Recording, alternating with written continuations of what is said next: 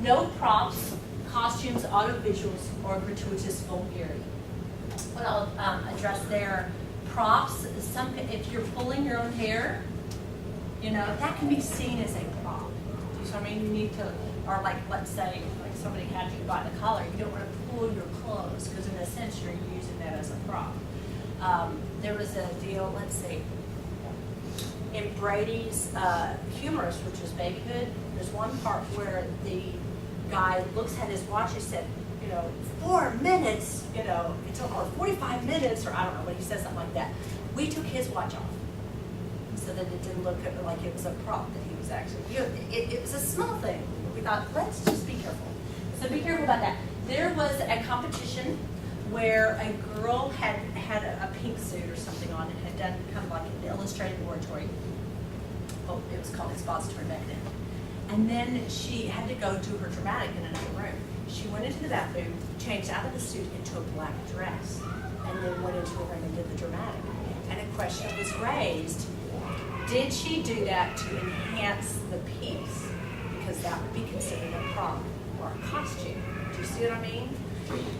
So, I mean, like if you radically spill something on you, obviously you're going to change. But if you did it so it would enhance your piece, so it made you look more dramatic, or you put extra makeup on, or you did stuff to help the look of it, then you've kind of reached out. So you're using other things besides your own interpretability to interpret the piece. So just be careful of those. And then of course the time limit is a 10-minute max. And I recommend that you cut it down to how long? 1 minute. About 8 to 9 minutes. So you have a lot of cushion and wiggle room for pauses and action and all kinds of stuff. Okay. So these are some of the rules. I didn't give you all of them, but these are some of the rules that a lot of people stumble over in interpretations. Because here's what happens. If a judge or a parent is in the room and they see something that they think, I don't think that's in the rules, they'll come and talk to the people in judges orientation. I've been judges orientation. And judges orientation, we don't orient judges and tell them how to judge, but we also are like the keeper of the rules, you know, the keeper of the integrity of the tournament. We're one of them. And so we're the ones who have to investigate when there's a question, because the judges are coming to us. We have that relationship with the judges. So we have to go find out from the student, or a lot of times you just go to the script to make sure that, you know, if it had to do with the script, we look and see if that was in compliance with the rules. Or we might have to have an interview with the student and say, well, somebody said this, tell me kind of what happens in your piece and so forth. And if we find that they are not in compliance with the rules, we have to say, I'm sorry, I don't know how to tell you this, but I can't let you compete in that event, for the rest of the tournament.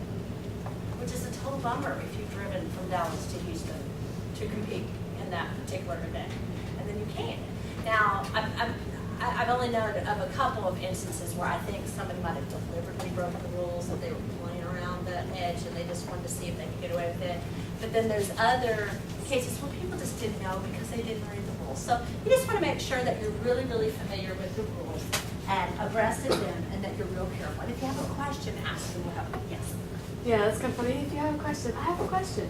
Like, I'm planning on doing one of the Ramona Quimby books, and there are lots of times where Ramona is like doing different things, like in Halloween where she's chasing the other witches around, and they're like, there's this one witch that's doing all this stuff. Well, which witch? And so they're like screaming, and so if you're saying that the girls are screaming, are you allowed to scream, or are you allowed to like say or would that count as a spelled word? Or should you do like what? I see what you're saying. If they said if they said it like that in the actual book, you can do it. But if not, you'll just have to be creative with your screams. So just be like Yeah, that's fine. Yeah. And usually people will ask questions about that when it's real obvious somebody kind of threw something in. People aren't that picky on some things, but if they're suspicious that there was things thrown in for it and decided advantage, that's brought up. Yes. If it's a mistake, then what happens is somebody may report that and somebody may not. And if they do, then we ask you, and if you say, yeah, it was a mistake, it's like, yeah, we broke the rule, and so we can't do that. Yeah. And here's the reason why. The whole idea behind that is they're trying to tournament officials are trying to make it fair for everybody.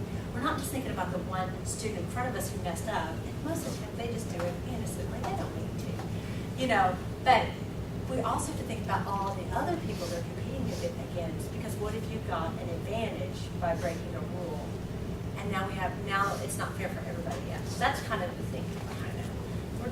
It's not a witch hunt, we're not coming after people, but we're just trying to make sure that the playing field is as level as it possibly can be, that everybody's complying with the rules, and then may the best man win time with that. All right, let's talk about marking your script. First, you gotta cut your piece.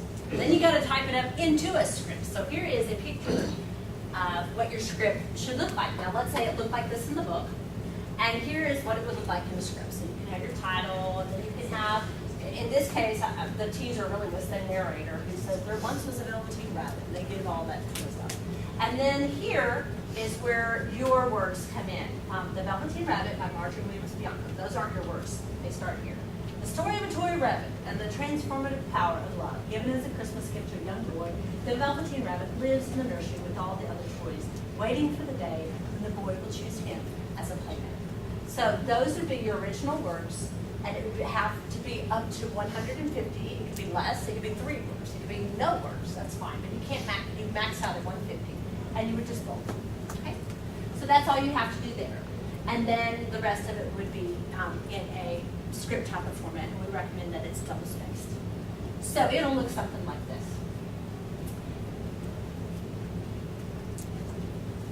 Okay, once you have a script, you're going to want to start memorizing it, and we're going to give you some tips on how to mark your script as you're memorizing and playing around with your characters and see what's working. Let's say you have your script in front of you, and you have typed it out. You want to put certain emphases on things, like when somebody is yelling, or when somebody is surprised, or something like that. You can just underline the words, you can capitalize them. Now again, the script that you turn into the tournament is going to be plain Jane. It's not going to have any markings. It's going to look nice and pretty like this one did. But then you're going to have your own script copy, and you're going to tear that thing up. You're going to mark all kinds of stuff and everything. Don't turn that one in. Make sure you turn it into a clean copy. But you can make your own things. You can make your own markings. So when we would be going through writing Elizabeth's scripts, we would underline things where they really needed to emphasize things. A lot of times we would put these little markings, either slashes or whatever these straight up and down lines are. I forgot what their names are. You can put that in between words if you want to pause.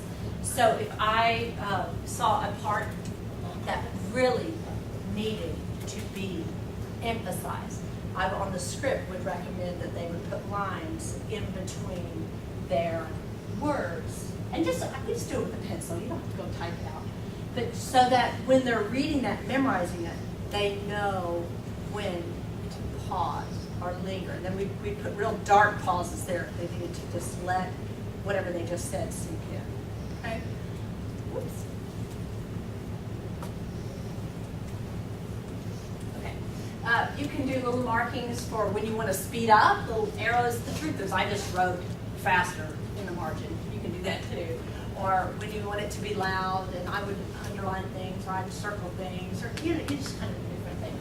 You can do different emotions, like slowly or sadly, or reflective, or whatever thing kind of helps you in terms of memorizing it. Mark that. Here's the reason why we're saying mark it, is because you get this incredible inspiration. You say it just perfect, and you write on the script exactly how you said it, where you pause and all that, because tomorrow you're not going to remember what you just did. And so you'll be so glad that you marked your script so that you can go back and go, oh yeah, I remember I said it that way. That will help you.